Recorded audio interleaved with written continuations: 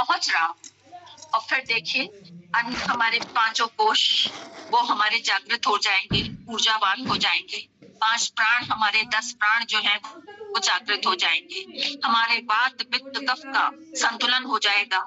हमारा अंतःस्रावी तंत्र संतुलित हो जाएगा। तो कितने सिस्टम्स इस शरीर में बने हुए हैं जो इस शरीर को आरोग्य प्रदान कर रहे हैं। और सबसे आखिर में आता है कि शरीर में सन्निहित शक्ति केंद्र जो अद्भुत शक्तियों के केंद्र हैं और हमारे मूलाधार से लेकर के इस मेरुदंड पर, हमारे मूलाधार से लेकर के शीर्ष भाग तक ये 8 कुल संख्या में 8 अद्भुत शक्ति केंद्र पाए जाते हैं। एक साधारण व्यक्ति में जो योग नहीं करता है, आहारचर्या, दिनचर्या, ऋतुचर्या का पालन नहीं करता है, स्वाध्याय नहीं करता है, हमारे पवित्र ग्रंथों का पठन पाठन नहीं करता है, उसके पास विचारों की दरिद्रता है और उस वैचारिक दारिद्र्य के कारण उसके ये 8 चक्र जागृत नहीं हो सकते हैं। और इनका जागृत होना सबसे अधिक आवश्यक है, परम आवश्यक है। तो फिर किसके जागृत होते हैं? ब्रह्मचर्य पालन, प्राणायाम और ध्यान, इन तीनों को जिसने पकड़ लिया है उसके ये चक्र ऐसे जागृत होकर के खिले हुए कमल के सदृश हो जाते हैं। और जैसे कि दीपावली के अवसर पर जो हम लाइट्स लगाते हैं अपने घरों में, तो बस प्लग पॉइंट से, सॉकेट से हमने उसका प्लग लगाया, स्विच ऑन किया, एक एक करके सारी बत्तियां जल जाती हैं।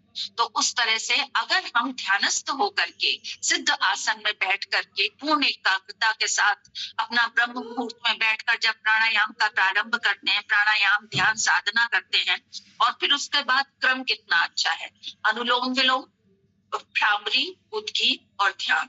और फिर जब हम अपने मन की गहराइयों में उतरते हैं तो हमारे ये अनुभव होता है कि हमारी भ्रुकुटी के मध्य एक दिव्य प्रकाश मानो हमारे शरीर के भीतर प्रवेश कर रहा, और उस दिव्यता, उस आलोक का, उस प्रकाश का अनुभव करके ऐसा लगता है कि अंदर बहुत कुछ हल्का हो गया है। बहुत कुछ बोझ था जो एकदम धीरे धीरे तरंगों के साथ हल्का होता चला जा रहा है।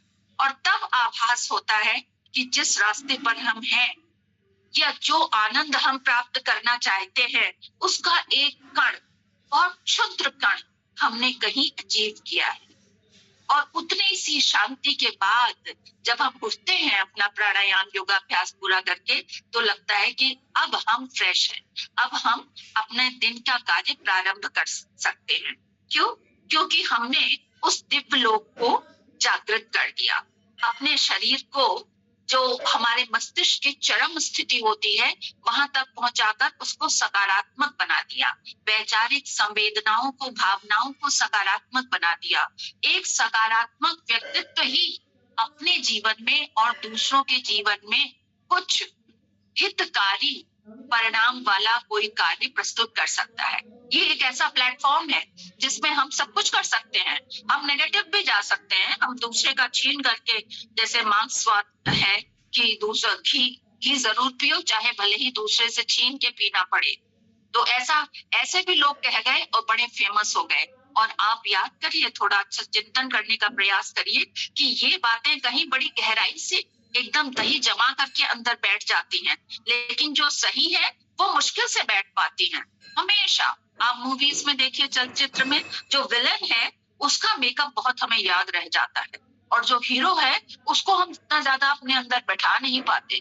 एक साधारण व्यक्ति की तरह कोई रहना नहीं चाहता, लोग असाधारण से बन करके रहना चाहते हैं। ये असाधारणता हमारा अलंकरण नहीं है। हमारा अलंकरण क्या है?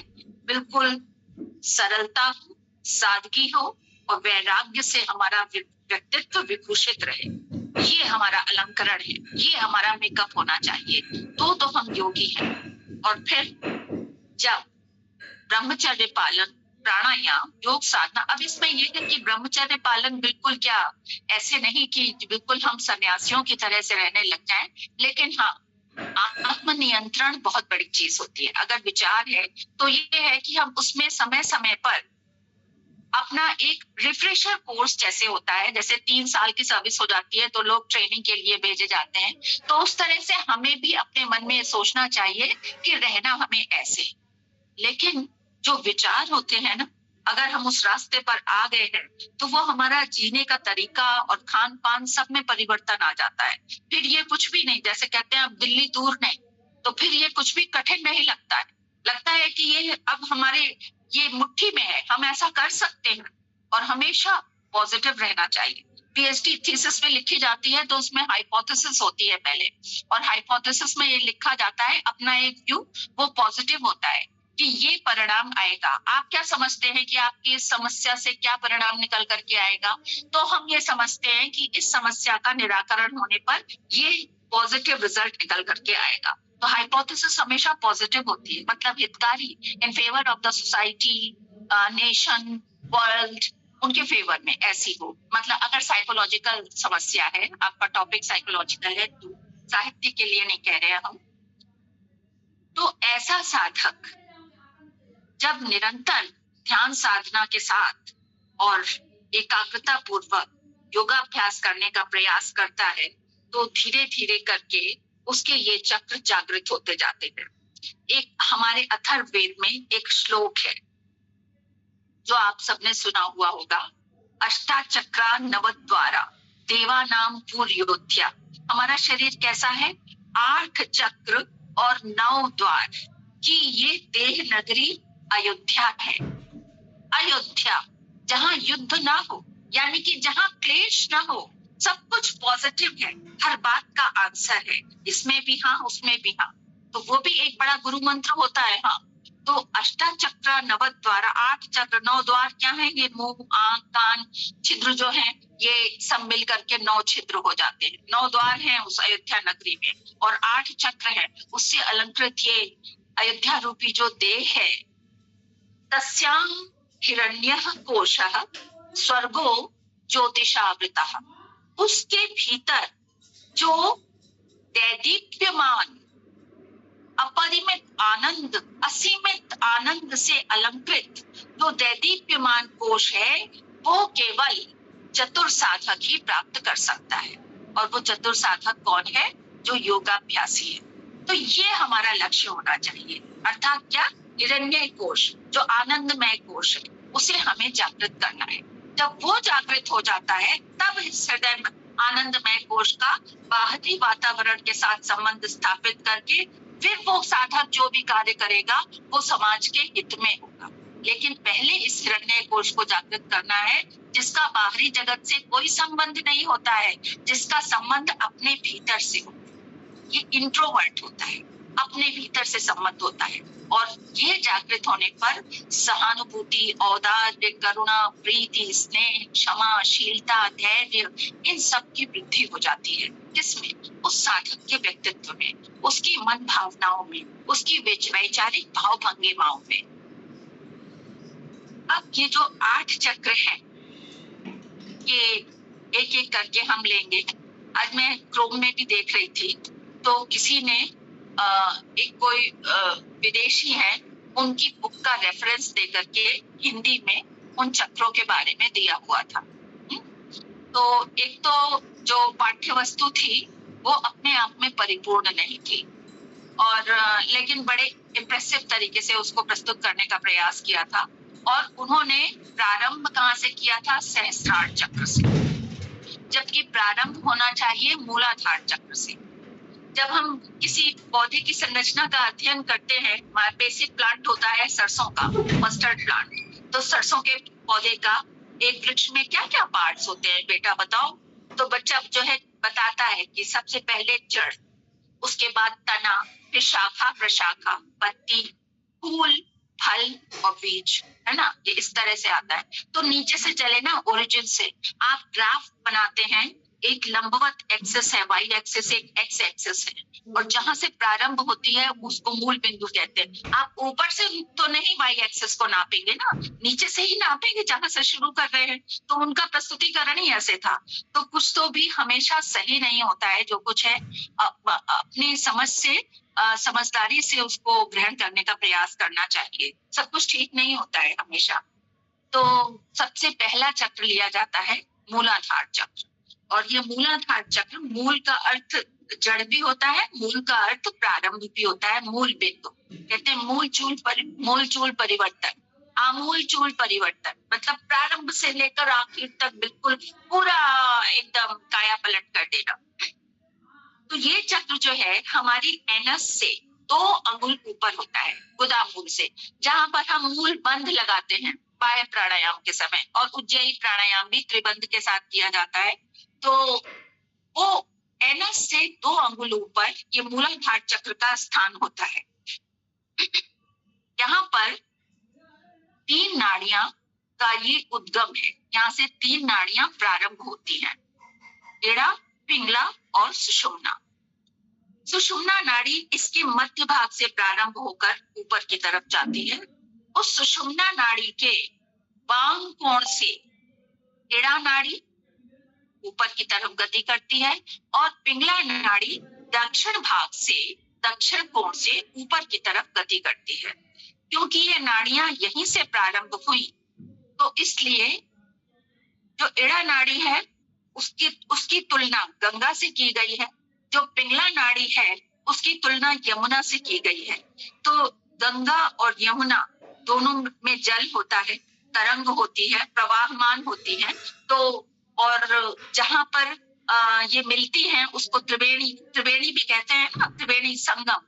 तो जहां से प्रारंभ हुई है, तो इसलिए वहां से तो वो मुक्त रूप से प्रारंभ हुई, इसलिए इस पॉइंट को कहते हैं, इस बिंदु को कहते हैं मुक्त त्रिवेणी।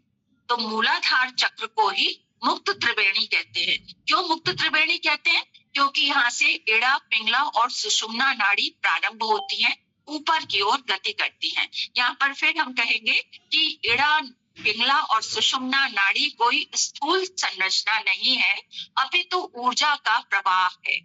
अब इस पर मेडिकल साइंस तो काम कर नहीं सकती है। मेडिकल साइंस को फैक्ट चाहिए, तथ्य। ये सामने है तो ये है, लेकिन इसका तो कोई सामने है ही नहीं, ऊर्जा का प्रवाह है। तो वही बात कि जैसे श्वास के ऊपर कोई मेडिकेशन नहीं उपलब्ध हुआ है, उसी तरह से ऊर्जा के प्रवाह के ऊपर भी कोई मेडिकेशन उपलब्ध नहीं हुआ है। लेकिन इस ऊर्जा के प्रवाह को हम संचालित कर सकते हैं, जागृत कर सकते हैं योगाभ्यास के द्वारा। जब हम योग करने के लिए बैठते हैं, तो हम कहीं ना कहीं हमें ध्यान केंद्रित करना है। यदि हम मूलाधार चक्र पर ध्यान केंद्रित करके योगाभ्यास करते हैं, कोई भी साधक, तो परिणाम क्या होता है? ये चक्र जागृत होता है, और इस चक्र के जागृत होने से साधक ऊर्ध्वरेता, ओजस्वी और तेजस्वी बनता है। ऊर्ध्वरेता ऊपर की तरफ गमन करने की इच्छा, ऊपर की तरफ सोचना, मतलब upliftment of state of mind. हम जो ओम का उच्चारण करते हैं ना, इसमें हण को निम्न स्तर से उठा के उच्च स्तर पर लाने का प्रयास करते हैं। और प्राण ही तो शक्ति है, सबके मूल में प्राण है। तो इसलिए ओम का उच्चारण भी इसको हल्के से नहीं लेना चाहिए, अवश्य करना चाहिए। और इस ध्यान के साथ, ओम की आकृति के ध्यान के साथ करना चाहिए, या गायत्री ध्यान के साथ करना चाहिए, और कुछ नहीं तो इस ध्यान के साथ करना चाहिए कि अब मैं ईश्वर के साथ, हमारा कनेक्शन जुड़ गया। इस ध्यान के साथ करना चाहिए। और ओम का जब उच्चारण करते हैं, तो जितनी लंबी हम जितनी गहरी श्वास ले लेते हैं, डीप ब्रीदिंग, और उतना ही देर तक हम ओम को उच्चारित कर सकते हैं। तो ये प्रयास करना चाहिए। तो मूलाधार चक्र पर ध्यान करके योगाभ्यास करने से साधक ऊर्ध्वरेता, ओजस्वी और तेजस्वी बन जाता है। अब ये बात आती है कि यहाँ पर कौन कौन से अंग हैं जो ऊर्जामय या तेजोमय हो जाते हैं, या उनका फंक्शन स्ट्रॉन्ग हो जाता है। तो यहाँ पर कौन से चक्र आते हैं, कौन से अंग आते हैं मूलाधार चक्र पर? सुषुम्ना शिखर, सुषुम्ना नाड़ी जहां से प्रारंभ हो रही है ना, अब जहां से प्रारंभ हो रही है वो उसका शिखर है, एपेक्स है। एपेक्स कहते हैं ना मैथ्स में, अलजेब्रा में, ज्योमेट्री में। तो वो सुषुम्ना शिखर, उदर का निम्न भाग, वो भी इसी से संबंधित है। उदर का निम्न भाग, उदर हमारा कहाँ है? नाभि के आसपास का क्षेत्र। तो लोअर एब्डोमिनल रीजन, उदर का जो निम्न भाग है, एब्डोमेन कहते हैं स्टमक को, उदर को, तो उसका निचला भाग जो है, फिर इसके अलावा छोटी आंत और बड़ी आंत, ये सब भी इसी में ही आते हैं। साथ में हमारा मलाशय और गुदा द्वार। अब जब मूलाधार चक्र हमारा जागृत होगा तो हमारे ये सब अंग का फंक्शन सही हो जाएगा। कितनी प्रॉब्लम्स होती हैं। जो मलाशय है उसमें कैंसर आजकल लोगों को डेवलप हो रहा है। आप मत छोड़िए पिज्जा, बर्गर, ये सब फास्ट फूड लाइफस्टाइल आप नहीं सही करिए। कम एज में हमारे टॉवर में एक 35 इयर्स का एक वो है लड़का था, निखिल, हाई कोर्ट में वो वकील था और कहता था वो कि मैं अभी जिंदा रहना चाहता हूँ। छोटा सा परिवार, वाइफ उसकी डेंटिस्ट और उसके रेक्टम में कैंसर। हमारे रिलेशन में एक है, उनके भी रेक्टम में कैंसर हो गया, हमारी कजिन, तो वो भी चली गई, डेथ हो गई। और इतनी पीड़ा दे करके जाता है ये, जिस समय मल त्याग करते हैं बहुत पीड़ा होती है, चीख निकल जाती है और उसके साथ में फिर कीमो की जाती है। कोई क्योर नहीं है कीमोथेरेपी का, इसमें कोई क्योर नहीं है। और कीमोथेरेपी के बाद इतनी वीकनेस आ जाती है, 5 कदम चलना मुश्किल। इस पीड़ा के साथ रहना नर्क की स्थिति है। और फिर उसके बाद अपनी जिम्मेदारियां पूर्ण किए बगैर ही इस संसार को अलविदा कह देना। तो क्यों ना हम योग करें कि हम इन सब अंगों को, कोई निदान नहीं है कीमोथेरेपी में, कोई निदान नहीं है डॉक्टर्स के पास, हॉस्पिटल्स के पास। मैंने देखा वो जो डेंटिस्ट थी लड़की अपने हस्बैंड को लेकर के बेचारी यहाँ इस हॉस्पिटल से उस हॉस्पिटल कार से लेके भागी जा रही है, अच्छा यहाँ नहीं तो वहां होगा, और कोई परिणाम नहीं। इतनी बड़ी बड़ी आंखें उसकी जो आंसू से डबडबाई रहती थी, इतना तरस आया है, और वो चला गया यहाँ से। और फिर बाद में उनसे भी मैंने संपर्क किया है, वो एक हिमाचल में है योगी, उन्होंने बताया है। तो हम अब कुछ ही दिनों में जाएंगे, बस हमारी इतनी कीमोज और रह गई हैं, फिर हम निखिल को लेकर के जाएंगे। लेकिन तब तो बहुत देर हो चुकी थी। जब देर हो जाएगी तब थोड़ी योगाभ्यास हो पाएगा, पहले से करना है। जैसे कहते हैं ना, वृद्धावस्था में तीर्थ यात्रा करना ना, यंग है जब हम ठीक ठाक हैं तभी हमें करना है, वरना बीमारियां दरवाजे पर खड़ी हैं। वैसे कुछ नहीं है, शरीर को तो जल के खत्म ही होना है, बीमारियों के द्वारा ही खत्म हो जाएगा। लेकिन जो एक मौका मिलता है, हमारी कई जन्मों की यात्रा होती है, उस कई जन्म में से एक करोड़ों जन्म के बाद, लाखों जन्म के बाद जो एक हमें मौका मिलता है कि अब हम जीवन के सत्व को पहचान ले और इस जन्म मरण के चक्कर से छूट जाए, और वो जो परमात्मा, परम परमात्मा है, सुप्रीम पावर है, ऑलमाइटी, उसके थोड़ा सा निकट हो जाए, तो वो अवसर हम खो देते हैं। वो अवसर खो देते हैं। हमें ऊंची जॉब चाहिए, हमें ये चाहिए, वो चाहिए, पैशन, ये सब में हम अपने आप को भ्रमित कर रखा। तो हमें बहुत सोचना विचारना होगा, अपने अंदर की गहराइयों में उतरना होगा। बाहर का जगत है ठीक, दूसरों को सामने देखा, मुस्कुरा लिए, लेकिन हमें अपना रास्ता, अपना लक्ष्य खुद तय करना है। अपनी जिंदगी के, अपनी दुनिया जो हमारे शरीर के भीतर है, उसके तो राजा हम हैं, तो हमें तय करना है कि हमें कैसे रहना है। अब देखिए हमारा मूलाधार चक्र जागृत हो गया। अब दूसरा चक्र कौन सा है? स्वाधिष्ठान चक्र। स्वाधिष्ठान चक्र मूलाधार चक्र से 2 अंगुल ऊपर होता है। अब इसकी ठीक पोजीशन बताने के लिए मैं कहना चाहूंगी कि तीसरा चक्र होता है हमारा मणिपुर चक्र, और मणिपुर चक्र हमारा नाभि में होता है। तो नाभि में है मणिपुर चक्र और मूलाधार चक्र एनस से 2 अंगुल ऊपर। तो मूलाधार चक्र और मणिपुर चक्र, उन दोनों के मध्य में जो है वो है स्वाधिष्ठान चक्र। और ये स्वाधिष्ठान चक्र, ये भी हमारे एब्डोमिनल रीजन में होता है। इस चक्र में ध्यान का फल सृजन, पालन और निधन में समर्थता होती है। कैसे? क्योंकि यहाँ पर अंग कौन कौन से आते हैं? यहाँ पर एम्ब्रियो, भ्रूण, हमारा मूत्र संस्थान यानी किडनीज, मूत्र वाहिकाएं अर्थात यूरेटर्स, और जो शुक्र है, अंडज है, मतलब स्पर्म्स, ओवरीज, ये सब आते हैं। तो इन सब का स्वास्थ्य ये सही रहे। ओवरी में पॉलीसिस्टिक ओवरी हो रही है, पॉलीसिस्टिक ओवरी होगी तो कंसीव करना मुश्किल होता है और पीड़ा अलग होती है। तो उसका उसका भी डॉक्टर के पास कोई ट्रीटमेंट नहीं होता है। कितनी यंग मैरिज हुई और उसके बाद उनको पॉलिसिस्टिक ओवरी की प्रॉब्लम हो जाती है, तो फिर वो एक योग करने वाले को हायर करके बुलाते हैं वो लोग घर में, वो उनको योगा कराते हैं, योग नहीं कराते हैं, योगा कराते हैं, और उसके वो रुपए लेते हैं अच्छे हजारों में। और कोई भी किसी से भी आप पूछ लीजिएगा, 5 मिनट से ज्यादा कपालभाति अनुलोम विलोम नहीं कराता, जबकि एक सामान्य जो बिल्कुल पूरी तरह से फिट व्यक्ति है उसके लिए मिनिमम 15 मिनट कपालभाति, 15 मिनट अनुलोम विलोम अवश्य करना चाहिए। और यदि कोई रोग है तो आधा घंटा कपालभाति और अनुलोम विलोम करना चाहिए, नहीं आधा घंटा तो 20-20 मिनट तो करो ही, और तब ये सब ठीक हो जाता है। लेकिन कोई भी नहीं कराता, क्योंकि जिसके घर वो कराने आए हैं, जिससे रुपए ले रहे हैं, तो वो तब उससे प्रभावित होगा योगाचार्य से जब वो उसको कठिन आसन कराएगा और बोलेगा ज्यादा उनसे। उसमें तो शांत होकर करना है कपालभाति अनुलोम विलोम, तो बोर हो जाते हैं ये लोग कि ये कैसे कितनी देर बैठे बैठे ऐसे ही करें। या फिर आपका उद्बोधन इतना इंप्रेसिव हो कि आप उतनी देर भी वो साधक करता रहे और आप उसको बनाते रहें, तो ठीक नहीं होते। 3-3 महीने योगाचार्य आके करा देते हैं, लेकिन उनका पॉलिसिस्टिक ओवरी सिस्टम जो है वो सब कुछ ठीक नहीं होता है। तो लेकिन खुद ही जब हम, स्वामी विवेकानंद ने कहा था कि there is no teacher in the world but yourself, हम खुद, हमसे अच्छा टीचर हमारे लिए दुनिया में कहीं नहीं है।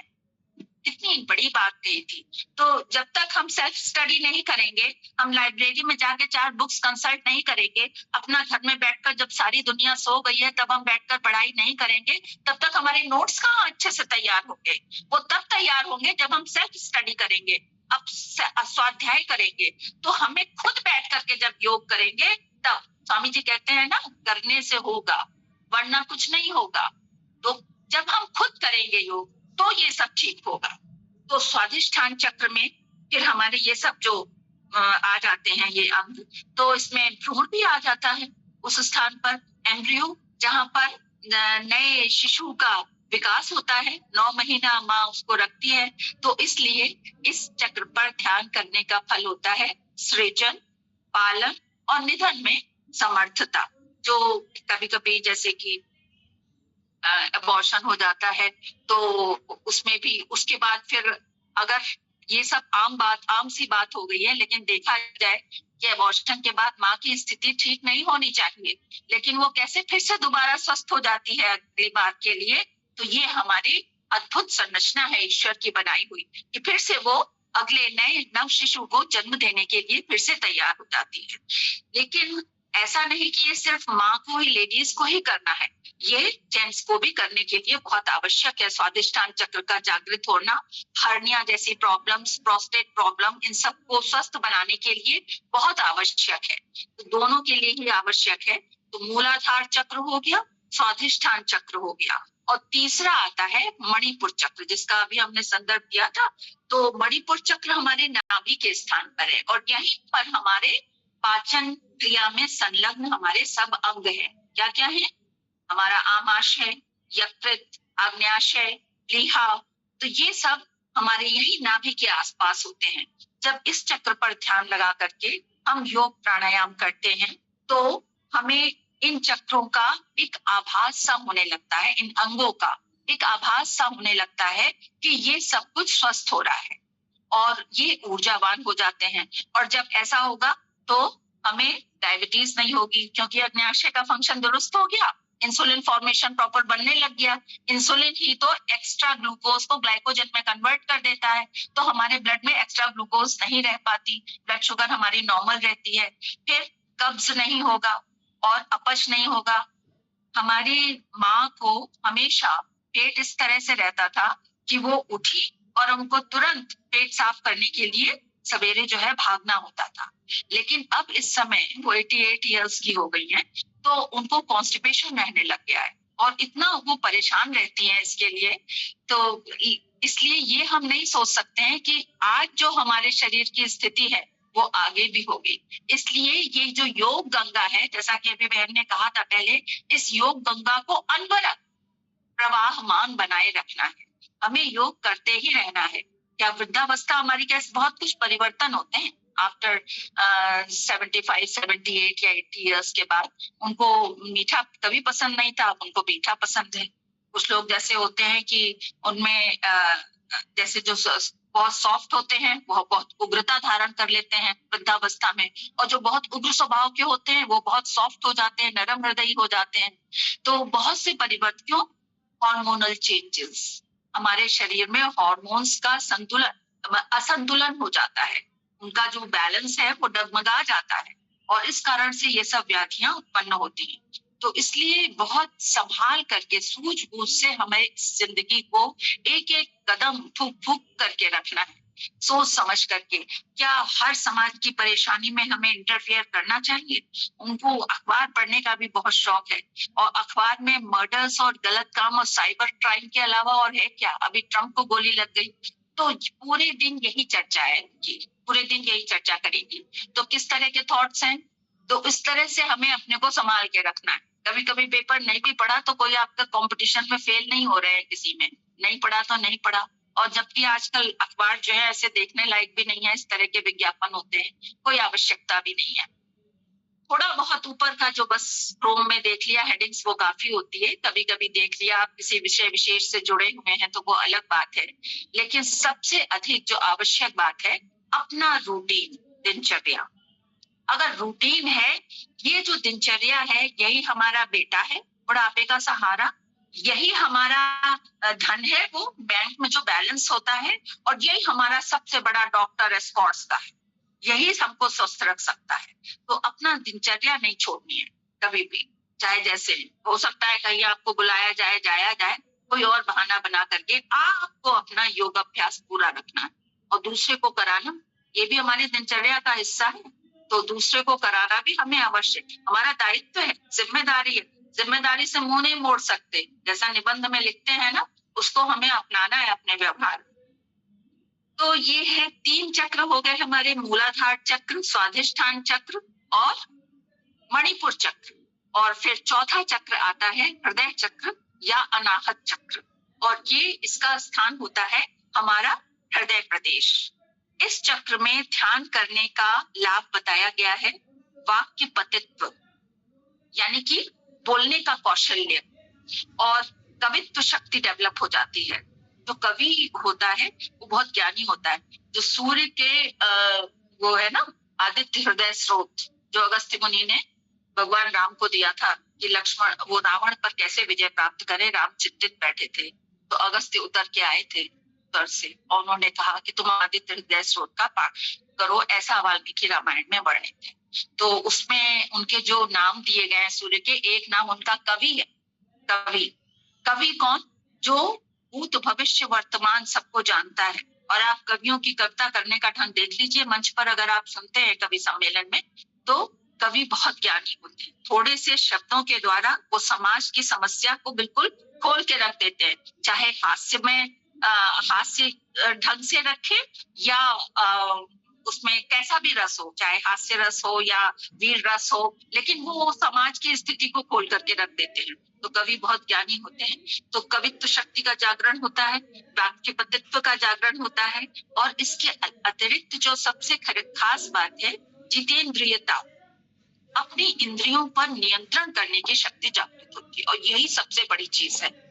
ये इंद्रियां हमारे 5 शत्रु हैं, 5 मित्र नहीं है, तो इन पर हमें विजय प्राप्त करनी है। तो जितेंद्रिय, जो जितेंद्र है ना फिल्म एक्टर, उसका नाम इसीलिए है, लेकिन है वो बात नहीं है उसके व्यक्तित्व में। जो अपनी इंद्रियों पर नियंत्रण कर ले, जीत ले उनको, वो है जितेंद्रियता, वो इससे उत्पन्न होती है। और इसके साथ ही सहानुभूति, स्नेह, श्रद्धा, धैर्य, इन सब गुणों का व्यक्तित्व में विकास होता है। जो महर्षि व्यास हैं, उन्होंने भी कहीं पर लिखा है कि जो स्त्रियां होती हैं और जो श्रद्धावान पुरुष होते हैं, उन लोगों को इसी हृदय चक्र पर ध्यान करके योगाभ्यास करना चाहिए। और जो ओम की ध्वनि जिसका हम उच्चारण करते हैं, वो ओम की ध्वनि अगर आप अनुभव करें, स्वरयंत्र तो साथ होता ही है, वो यही हृदय प्रदेश से प्रारंभ होती है, और बाकी स्वर सब कंठ से यानी स्वरयंत्र से निकलते हैं। लेकिन जो ओम का उद्गार है वो कल्याणकारक है, और कहाँ से निकलता है? हृदय प्रदेश से निकलता है। जो शंख ध्वनि है वो भी बिल्कुल ओम की ध्वनि लगती है, और शंख के अंदर जो है ना आकृति, जो वर्ड बने हुए हैं वो बिल्कुल ओम की आकृति के बने हुए हैं, जिसको जो एक समुद्री जीव होता है वो उस शंख का निर्माण करता है।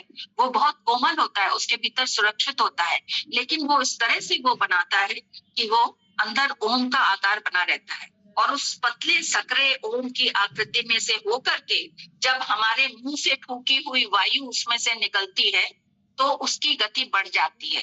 कोई भी वायु या गैस जब पतली जगह से निकलती है तो उसकी वेलोसिटी, उसकी गति बढ़ जाती है। आप देखते होंगे कि गलियारों में से, गली में से या जीने में हवा तेज लगती है क्योंकि वहां रास्ता सकरा है, और फिर वो स्पीड से निकलती है तो उसके कण टकराते हैं, जिसके कारण ध्वनि उत्पन्न होती है, जिसके कारण ध्वनि उत्पन्न होती है। ऐसे अगर आप प्लांट से पानी दे रहे हैं पाइप से, और पाइप का आगे का सिरा आप दबा दें ऐसे, और फिर जो पानी निकलेगा वो स्पीड से निकलेगा, क्योंकि जितना रास्ता सकरा हो जाता है तो द्रव और गैस दोनों का एक सा गुण होता है, तो उनकी वेलोसिटी, उनकी गति बढ़ जाती है।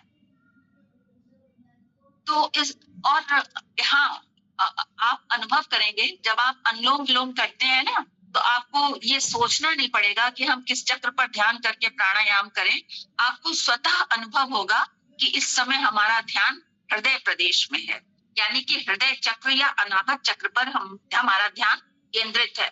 और अनुलोम विलोम कैसा प्राणायाम है जिसमें मन चिर शांत हो जाता है। ये जो इड़ा और पिंगला नाड़ी है ना, इड़ा नाड़ी से ऊर्जा का प्रवाह हुआ जो यहाँ नासिका का जहाँ उद्गम है, तो यहाँ पर आकर के जो दाहिने नासा छिद्र से मिल जाता है, और फिर ये हमारे बाएं दो भाग होते हैं मस्तिष्क के, left hemisphere and right hemisphere. इधर का गोलार्ध बाई तरफ का और दायां गोलार्ध, तो उस बाएं गोलार्ध को अभिसिंचित करते हुए और सुषुम्ना से होते हुए दूर तक पीछे नीचे चली जाती है। जब हम दाहिनी नासिका से श्वास को ग्रहण करते हैं, वायु को लेते हैं, तो लेफ्ट नासा छिद्र से मिलते हुए हमारे दक्षिणी गोलार्ध हेमिस्फेयर से होते हुए सेरिबेलम और मेडुला ऑब्लंगेटा से होते हुए सुषुम्ना में पहुंच करके और दूर पीछे की तरफ चली जाती है। तो यानी मस्तिष्क के दोनों लोब्स, दोनों पिंड को इस वायु के संचार से वो अभिसंचित कर रहे हैं। तो इसलिए जो हमारे नीचे मस्तिष्क तंत्र की द्रव होता है, मस्तिष्क के नीचे जो गुहा है, वो तरंगें उसमें प्रवाहित होने लगती है। वो प्रवाहमान होने से हमारी तनाव की स्थिति हट जाती है, और फिर साधक बहुत ही हल्कापन का अनुभव करने लगता है। कैसा भी तनाव, कैसा भी स्ट्रेस है, और धीरे धीरे इसको सतत लगातार करते रहने से जो हमारे रक्त का प्रवाह है वो अगर तीव्र गति से हो रहा है तो वो सामान्य गति में आ जाता है, यानी कि ब्लड प्रेशर नॉर्मल हो जाता है। और फिर हमारे हृदय कब स्वस्थ कहा जाता है? जब उसका ईसीजी एकदम एक सार आए, जितना ऊपर उतना नीचे, जितना ऊपर कर्व बना रहा है उतना ही नीचे कर्व बनाए, तो उसको सही कर्व कहते हैं कि हमारा हृदय ठीक से धड़क रहा है, तो हृदय गति हमारी नॉर्मल होने लगती। ऐसा है अनुलोम विलोम प्राणायाम।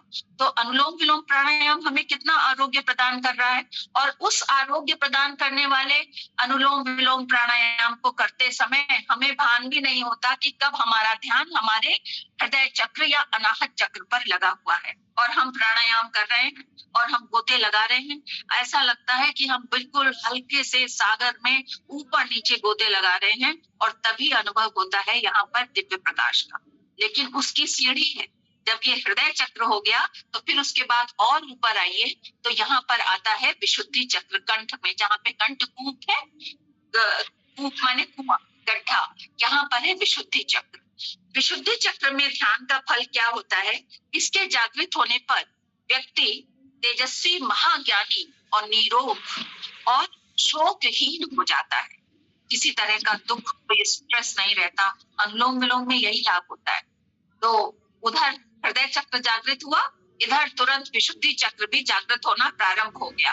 और यहाँ पर हमारे अंग कौन? यहाँ थायराइड है, पैराथायराइड है, और हमारे फेफड़े है, श्वसन तंत्र है, तो हमारे श्वसन तंत्र ठीक होने लगा। कफ की जो क्या है, जब तक आप प्राणायाम करते समय अनुलोम विलोम की स्थिति में आएंगे, जैसे कि आजकल बहुत गर्मी रहती है और फिर सवेरे एकदम तुरंत जल्दी जल्दी नहा करके आप प्राणायाम के लिए बैठ गए, नहा करके ही करना चाहिए योग प्राणायाम। और फिर जो है ऐसा लगता है कि थोड़ा कफ सा जमा हुआ है कंठ में और उसमें, तो अनुलोम विलोम के बाद वो कहीं उसका पता ही नहीं रहता, एकदम क्लियर दोनों नासा छिद्र हो जाते हैं। तो इसीलिए साधक रोगहीन हो जाता है, शोकहीन हो जाता है। थायराइड से संबंधित रोग समाप्त होने लगते हैं, पैराथायराइड से संबंधित रोग समाप्त होने लगते हैं। हाँ, पैराथायराइड का भी वही फंक्शन होता है करीब करीब जो थायराइड का फंक्शन होता है, लेकिन थायराइड हमारी मुख्य ग्रंथि है जिससे थायरोक्सिन निकलता है, क्योंकि वो थायरोक्सिन हमारे शरीर की सारी मेटाबॉलिक एक्टिविटीज को कंट्रोल करता है। थायराइड गड़बड़ होगा तो बाल झड़ने लगेंगे, थायराइड गड़बड़ होगा तो फैट बढ़ने लगेगा, थायराइड गड़बड़ होगा तो स्किन रूखी सी होने लग जाएगी, थायराइड गड़बड़ होगा तो चित्त एकदम उदास उदास सा ऐसे ऐसे रहेगा, किसी में मन नहीं लगेगा। तो है तो थायराइड का थायरोक्सिन यही निकल रहा है। अच्छा, ये जो एंडोक्राइन ग्लैंड्स होती है ना, तो ये डक्टलेस ग्लैंड्स होती है, मतलब इनमें नलिका नहीं होती है, ये अपने हार्मोन को डायरेक्ट ब्लड में स्रावित करती है। जब हमें डॉक्टर ठीक करता है तो इंट्रावेनस इंजेक्शन लगा दिया जाता है ना, एकदम इमरजेंसी केस आया क्या, तुरंत इंजेक्शन नर्स ने करा और लगा दिया इंट्रावेनस इंजेक्शन, जो कि तुरंत वो ब्लड में चली गई दवाई।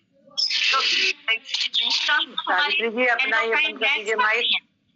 हमारी अंतःस्रावी ग्रंथियां यही काम करती हैं कि हमने अंतःस्रावी ग्रंथियों को जागृत कर लिया, बस अब वो जाने उसका काम जाने। अब क्या होगा, एंडोक्राइन ग्लैंड से जो हार्मोन निकलते हैं वो डायरेक्ट ब्लड में आ गए और वो संतुलित मात्रा में होने चाहिए, ना कम ना ज्यादा, वो हम स्वास्थ्य का अनुभव करने पर लगते हैं। इसीलिए जब प्राणायाम करके उठते हैं तो लगता है कि अब ठीक है, अब सब कुछ ठीक है, शरीर में सब मामला एकदम ठीक है।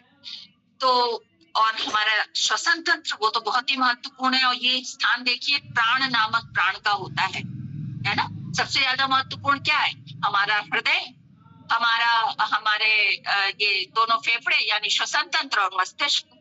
अगर ये गड़बड़ होगा तो जीना फिर जिंदगी तो बिल्कुल ऐसे ही है। तो इनको ये सब स्वस्थ होने लगते हैं जब हमारा विशुद्धि चक्र जागृत होता है।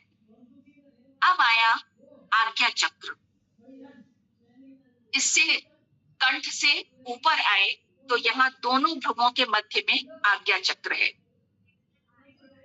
जो मूलाधार चक्र था वहां से सुषुम्ना, इड़ा और पिंगला तीनों नाड़ियां वहां से प्रारंभ हुई थी। तो वो मूल था, वो उद्गम था, तो उसको कहते थे मुक्त त्रिवेणी। वो नाड़ियां यानी वो ऊर्जा का प्रवाह हमारी दोनों भ्रुवों के मध्य आकर के उनका संगम होता है। जब उनका संगम होता है तो एक वाइटल प्लेक्सस सा बन जाता है, एक जाल सा बन जाता है। और जब वो जागृत स्थिति में है, तीनों नाड़ियां, कल ये हमने चर्चा की थी कि इड़ा और पिंगला नाड़ी एक सामान्य व्यक्ति जो श्वसन सामान्य रूप से करता है उसकी जागृत रहती है, लेकिन सुषुम्ना नाड़ी तभी जागृत होती है जब हम दीर्घ श्वास प्रश्वास करते हैं। क्यों? जब हम दीर्घ श्वास भीतर की ओर लेते हैं, अंतः श्वसन करते हैं, तो हमारी सुषुम्ना से वो ऊर्जा मस्तिष्क की ओर गमन करती है।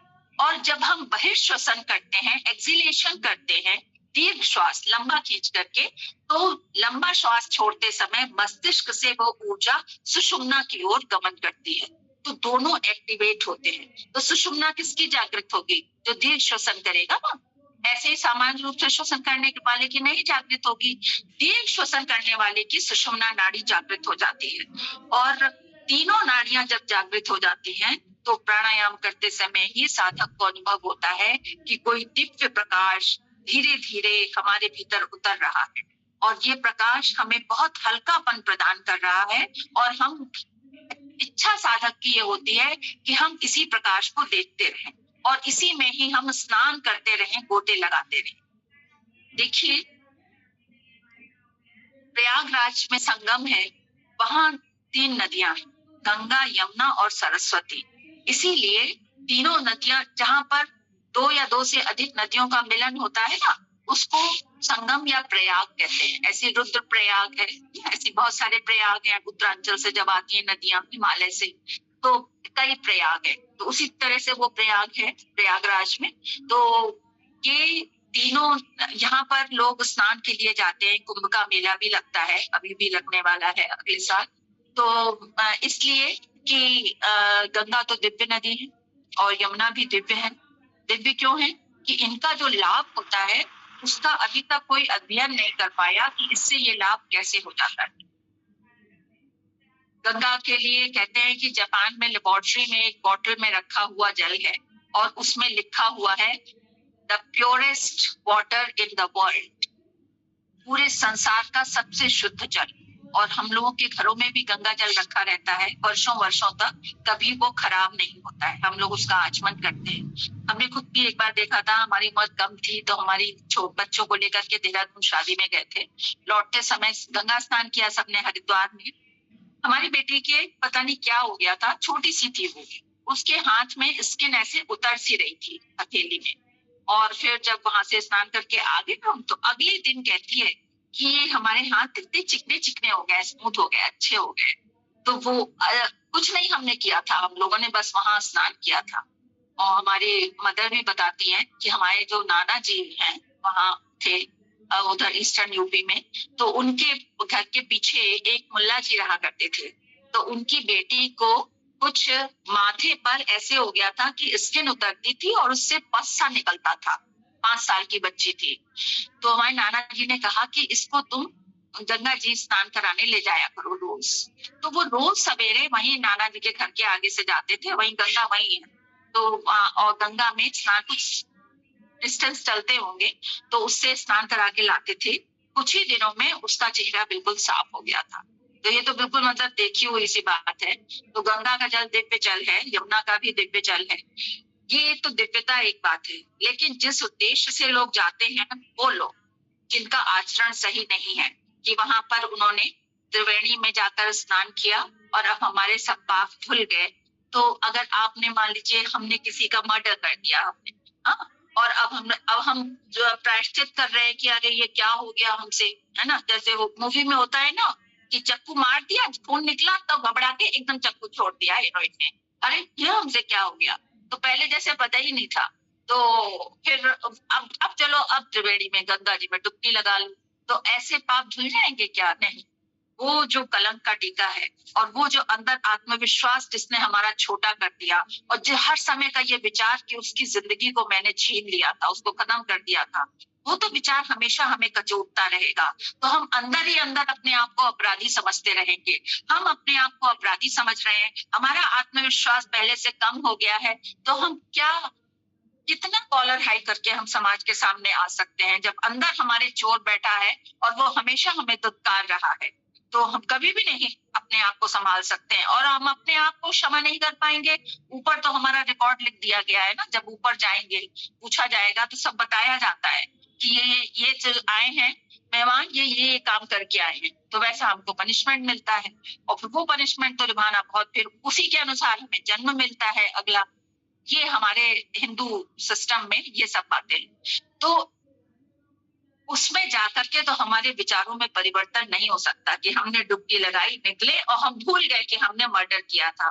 लेकिन अगर इस हमारे दोनों भ्रुवों के मध्य जो ये आज्ञा चक्र है, इसमें इड़ा पिंगला और सुषुम्ना की त्रिवेणी में जब हम नित्य निरंतर अनुलोम विलोम प्राणायाम के द्वारा, भस्त्रिका के द्वारा और अपने आप को एकाग्रचित्त करके ज्ञान की गंगा में, भक्ति की गंगा में सराबोर करते हुए ध्यानस्थ होकर के बैठेंगे तो निश्चित रूप से हमारे विचारों में परिवर्तन होगा।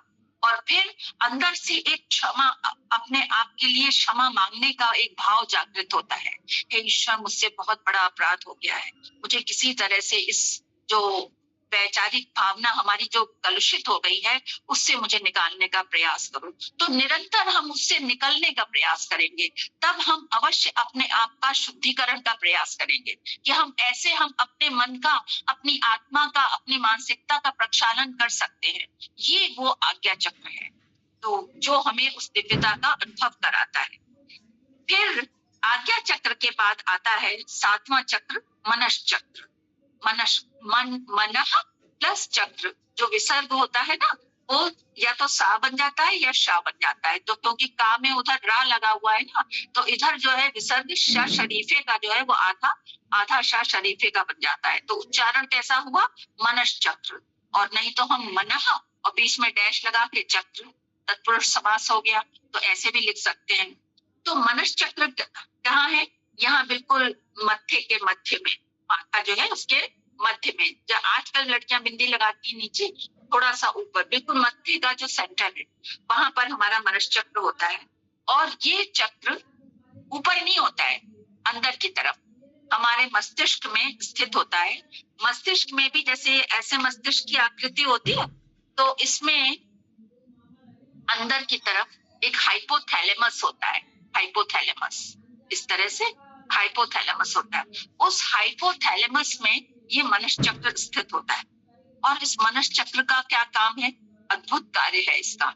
ये मनश्चक्र हमारे हृदय से संबंध स्थापित करके हमारी मन और भावनाओं के अनुरूप मस्तिष्क से होने वाले श्रावण का नियंत्रण करता है।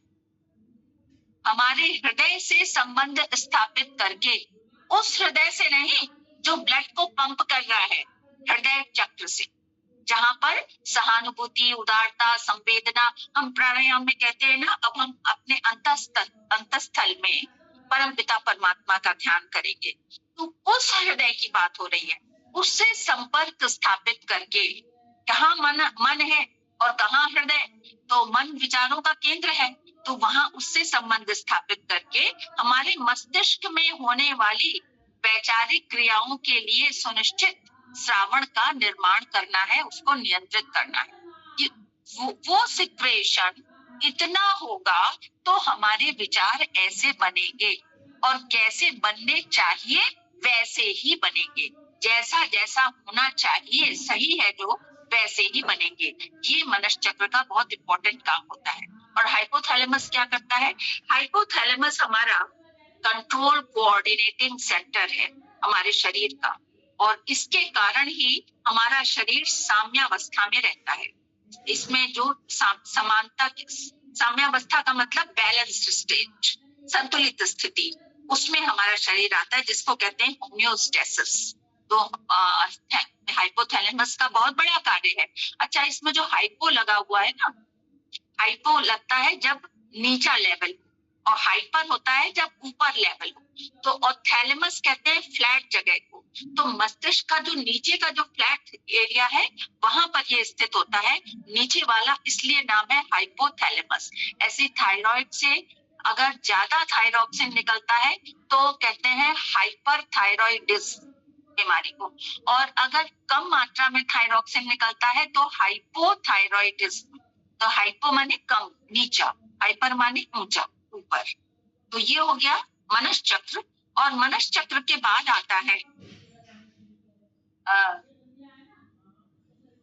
आठवां, जो सबसे खास है, सहस्रार चक्र। सहस्त्र का मतलब है हजार, उससे हजारों किरणें बाहर की ओर निकलती हैं। और ये कहाँ पर होता है? हमारी जो मुख गुहा है, इसका तालु है, और तालु के ऊपर है ब्रह्मरंध्र, मस्तिष्क में। तालु के ऊपर क्या है? मस्तिष्क है। मस्तिष्क में जो नीचे नर्व्स हैं, वो हमारी आंखों की ऑप्टिक नर्व्स हैं, जो मस्तिष्क तक संदेश पहुंचाती हैं। मतलब आ करने पर हमारे तालु के ऊपर मस्तिष्क है, और मस्तिष्क में ब्रह्मरंध्र है। रंध्र माने छिद्र। उस ब्रह्मरंध्र के ऊपर इस सहस्रार चक्र का स्थान होता है। ये चक्र, जब इस चक्र पर ध्यान करके साधक योगाभ्यास करता है, तो वो साधक अपने चित्त की वृत्तियों को नियंत्रित कर पाता है। चित्त की 5 तरह की वृत्तियां होती हैं: प्रमाण, विपर्य, विकल्प, निद्रा और स्मृति। ये पांचों वृत्तियां, विपर्य का मतलब होता है प्रतिकूलता। कभी कभी लोग प्रतिकूलता में ही जाते, जैसे कि संसद में, तो संसद भवन में बहुत होता है ना, प्रतिकूलता में ही अपने झंडे गाड़ते रहते हैं कि जो ऐसा है उसके अगेंस्ट ही जाना है, वामपंथी। तो इसमें हम लोग बहुत रहना चाहते हैं। कभी एक बार जैसे मेरा पर्स कोई कहीं हो गया था, गिर गया था, फिर बाद में मिल गया, लेकिन स्टाफ में लोग बोले अरे कहाँ मिलती हैं ऐसी चीजें, एक बार गई कोई देता है क्या? और लेकिन उसने दे दिया था। देखिए स्टाम्प को वो मिल गया था। हमें मोहम्मदन नहीं थे कोई वो सज्जन, और इतने ऑनेस्ट। सारे उसमें एटीएम, हमारा पैन कार्ड और रुपए सब कुछ थे, कार्ड्स वगैरह सब कुछ वैसा का वैसे ही उसने स्टील अलमीरा में लॉक करके रख दिया था। 5 बार की नमाज करते थे वो। तो जब हम घंटी देते थे तो वो नमाज पढ़ने चले जाते थे। फिर बड़ी मुश्किल से फोन लगा, उनके घर पहुंचे बड़ी दूर हम, तो वहां मोहनपुर ठेड़िया में, और फिर उन्होंने हमें वो पर्स दे दिया। तो कुछ लोगों ने कहा कि कहाँ मिलता है ऐसे, जब एक बार कोई ले गया। कभी कोई देर से आए ना तो हम लोग गलत ही सोचते हैं कि ऐसा हो गया होगा। तो प्रतिकूलता में वृत्तियां, जो चित्त की वृत्ति है, ये प्रतिकूलता की तरफ पहुंच जाती है। तो ये पांचों वृत्तियां, निद्रा है, स्मृति है, तो ये सब हमको स्मृति मोह के पाश में बांधती है। ये वृत्तियां बाधक हैं साधक को अपने गंतव्य तक पहुंचाने में। लेकिन जब हम योगाभ्यास करते हैं, क्या उसका क्रम है? यम, नियम, आसन, प्राणायाम, प्रत्याहार, धारणा, ध्यान, समाधि। अब यम फॉलो किया हमने, नियम का अनुकरण किया, आसन सिद्ध किया, यम नियम आसन, प्राणायाम किया, प्रत्याहार। प्रत्याहार का मतलब है इंद्रिय निग्रह, इंद्रियों पर नियंत्रण। तो इंद्रियों पर नियंत्रण होने लगता है तो चित्त की वृत्तियां कहाँ से छूट जाएंगी? कहाँ से छूट जाएंगी? अगर चित्त की वृत्तियों को हमने अपने क्रियाकलाप ऐसे बना करके कि हम सात्विक कार्य करने लग गए, हमारे हाथों के द्वारा, हमारे पैरों के द्वारा, हमारी आंखों के द्वारा सात्विक विषयों की तरफ हम जाने लग गए, तो वो चित्त प्रकाशशील हो जाता है, सात्विक हो जाता है। चित्त भी 3 प्रकार का होगा, सात्विक, राजसी, तामसिक। मतलब वृत्तियां 3 प्रकार की होंगी। अगर सात्विक है तो प्रकाशशील है, अगर राजसी है, अगर तमोगुण गुणी है तो अंधकार में है, जड़ है, और अगर रजोगुणी है तो कार्यशील है, और सात्विक होने पर वो प्रकाशशील है। यानी ज्ञान का रंग, सत्व का रंग, सत्य का रंग हमेशा प्रकाश में उजला होता है। तो वो वृत्तियां भी फिर सहायक हो जाती हैं, बाधक बनने के बजाय साधक को अपने साध्य को प्राप्त करने में। जो निर्भीत समाधि की ओर साधक अग्रसर होता है, अपनी रितंभरा प्रज्ञा को जागृत करते हुए, जब उसको ये भास होने लगता है कि संसार में ऐसा कुछ भी नहीं और मुझे इससे अपने आप को आसक्ति से, भ्रम से, मोह से अपने आप को तटस्थ दूर करते हुए अलर्ट हो जाता है, सावधान होकर के वैराग्य में निष्पन्न होते हुए, और फिर उसकी जो रितंभरा प्रज्ञा क्या है, जो सत्य का अनुकरण करती है, ईश्वर प्रणिधान की ओर अग्रसर हो जाता है कि जो ये कुछ हो रहा है ये कोई नहीं कर रहा है, ये सिर्फ ईश्वर की लीला चल रही है।